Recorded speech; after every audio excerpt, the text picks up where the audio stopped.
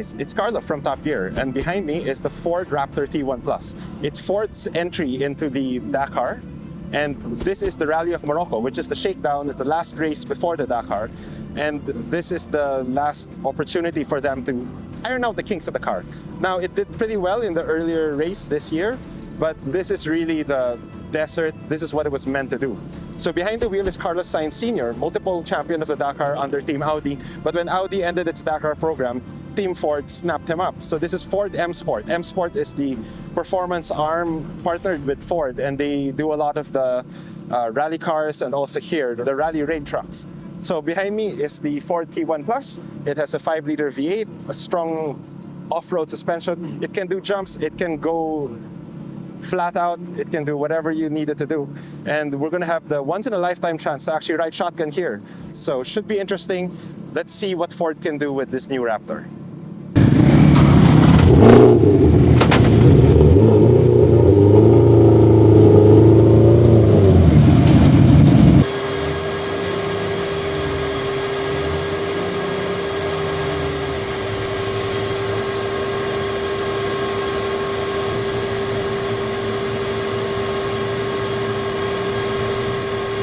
Congratulations on signing.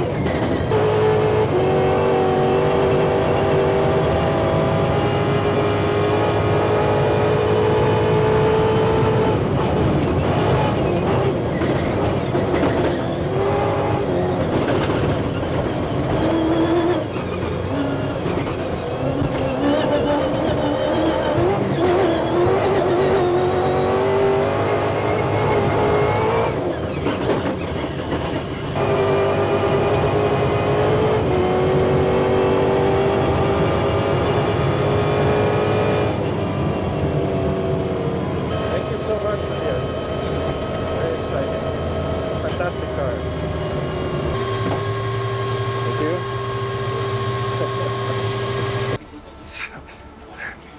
So that was insane. I don't think I've ever had a car experience like that. And as soon as we were done, the cars come here. This is the bivouac, and here the cars are being worked on and repaired because they did go through a shakedown done this morning for the race. That'll happen tomorrow. So we'll give you a quick walk around of the Ford M Sport paddock. As you can see here, everyone's working on the cars, making them ready, adjusting them for all the things that were found out during the run.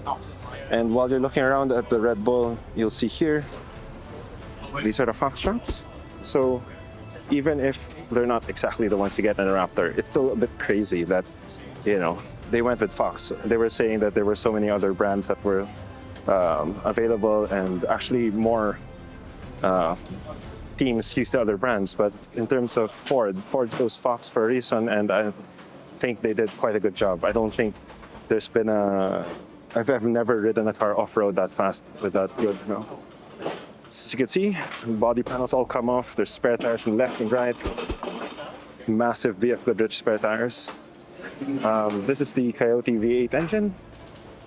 Same V8 Ford's been using, and this is where I fit. Well, specifically, I fit in the one Mattias is driving because the one I was supposed to be in with Carlos just didn't fit me. So Carlos looked at me and he was, why? Your asshole doesn't fit in the seat? And honestly, no, it didn't fit in the seats. You can see here, the bolsters are quite tight. So these are all molded to the driver. Well, in this case, molded to the co-driver, so it's really tight. I mean, racing drivers are quite slim, you know? So, but that's the interesting thing. So this is the interior, that's the cockpit. This is the co-pilot uses to navigate. Next steps are as you're going around. So this will scroll up as you're driving, the mileage will start moving it up. Then interesting, well, I found it interesting, is the car also has built-in power tools. These are more or less impact drivers, and then you have some toolkits here, and this is where the spare tire normally stays. I guess we have to talk about the experience a little bit. There were times that I just, you know, when you're going toward a pothole and you're driving really fast, you expect the bump, so you try to squeeze your butt or something. There was a lot of squeezing going on, but not a lot of bumping because the suspension was so good. The car just glided over any bumps or any whoops or anything. So big hole in the ground, doesn't matter, just went through. It's so hard to put into words, and I'm just glad that the video was able to show a little bit of it, but the speed we were going and at the rate we were going, we just basically didn't slow down. We were lucky enough that the last car out, that there was just no traffic on the road. So while everyone else had some issues with traffic, we were able to just like hit it flat out and no problem. It's insane. I don't think I've ever experienced something like this in a car, and I'm just lucky that we were able to experience it. And yes, this isn't really 100% what a Raptor would be if you do get it, but you have to remember that everything a company does when it comes to racing, so most of them trickle down to the production cars itself. So this car is going to be competing the 2025 Dakar in the T1 class. It's the first time Ford's been there, and they're one of the few factory teams left. And it should be very interesting to see what this can do first in the race tomorrow, and secondly, and more importantly, how it'll do in the 2025 Dakar. And before that happens though, let's take some time and talk to the team principal, Matt Wilson, and some of the drivers, Carlos Sainz and Mattias Ekström, and see what they have to say to Top Gear Philippines. Matt Wilson of M Sport. Pleased to meet you. That car was insane. Yeah. I just want to ask, like, what made you guys think V8 Raptor, that'll make a good Dakar car? I mean, I think obviously the direction is led by Ford completely on the way they wanted to go with the powertrain. I think there was a lot of studies done about what was the, primarily I think V8 was what they wanted, but then there was a lot of studies done as to what was the best solution. Was it V6? Because a lot of the competition is V6 turbocharged. So there's obviously one thing with Dakar is about reliability. And obviously the V8 normally aspirated is quite a lot simpler. No turbochargers, no intercoolers, charge pipes, all that sort of thing. So that was obviously another thing that would probably help reliability. So yeah, there was a lot of study went into it, and a lot of obviously decision from like the marketing side and which way was the right way to go. And finally they settled on the V8, which is, as you've been in the car, you know how good it is. So yeah, I must admit, it seems so far it seems to be working well, but this is going to be the true test, I think. It will be.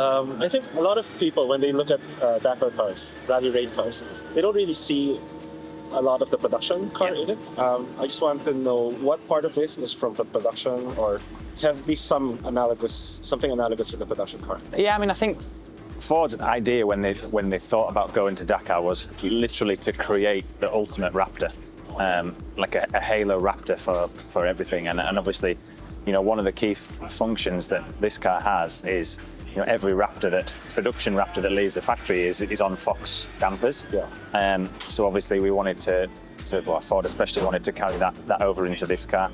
But yeah, I think, that if you walk around, as you said, there's not many things that you'll see from a production Raptor, but I think it was more the philosophy and the thing of like create the ultimate Raptor that is a halo for everything else. So I think we've got a really good mix of guys in there, and the pressure's on us now to make the car good enough for them to be able to do the business, because there's no doubt we've got the driver lineup to do it. So, hi Mattias. Hello. Thank you for the drive. Thank you very much for joining. I mean, you have such a long history with all your experience in DTM, in Rally Raid, and also WRC. Yeah. So how does this car compare to the rest of the cars that you've tried, especially the the electrified ones. Yeah. No, I mean, I grew up with DTM and drove V8 cars for many years. I am a V8 boy from the beginning, and driving a car with a gear lever and gearbox, it's cool. I like that. And also the sound makes me smile. But then lately, I've been driving a lot of electrical cars and hybrids and so on. And I think the world is, changeable. So there will always be different type of drivetrains, and everybody wants to develop and be best in their category of what concept they believe in. So I think it's just cool to be part of such a program. Yeah. How has your experience been with Ford M Sport so far? You only signed a few days ago. I mean, it was official a few days ago. Yeah, no, it's a really, the Ford brand. Many people say to me, I'm a very versatile driver, he can do anything, and there are not many people in the world that are so versatile and like doing different things. I can say the same about Ford. It's a brand that does so much different motorsports. NASCAR, they will go big in F1. They have been in the past. They do WRC. They do V8 supercars. They've been everywhere. So for me, that's a super cool brand that has such a big motorsport portfolio. Yeah. How has your experience been? I know that you came from hybrid and other electrified car. Now we have a V8. How are the differences with the two cars? Well, at the end of the day, I have really a lot of experience with all kind of cars, not only in Rally Raid, but also in World Rally Championship. But Rally Raid, I have been driving before this type of engine, diesel engine, as you say, electric engine. So that is not the most difficult part for me to adapt. Obviously, the most difficult job in this project is that this year we start from zero. We start a completely new car, and we need to work really very efficient to make the car competitive as quickly as possible.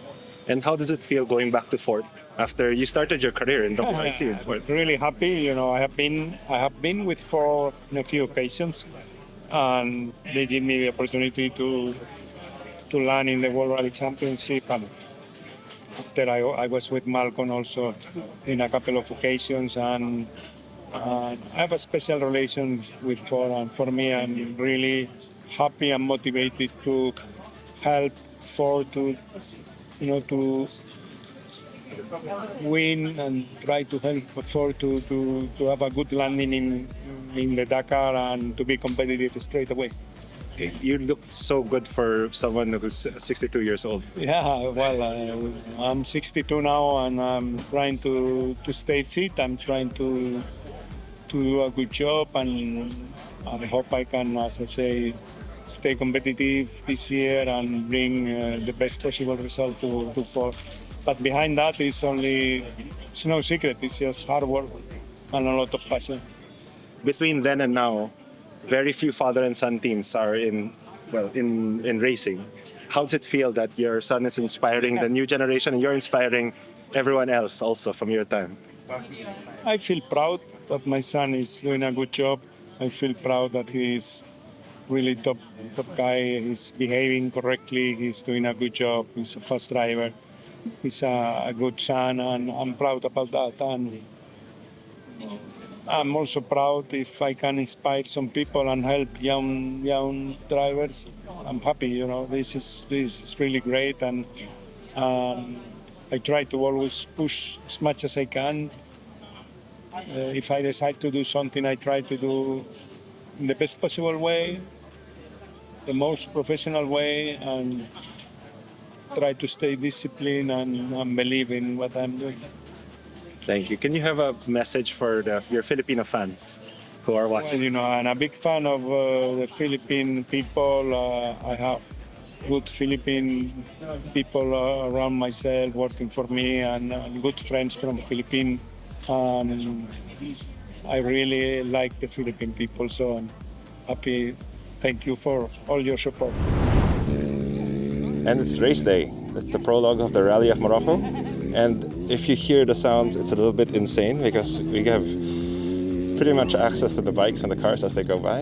And that's why we're wearing this, because when the dust kicks up, there's quite a lot of it. And speaking of bikes, there's one Rounding the corner about now. Look at that.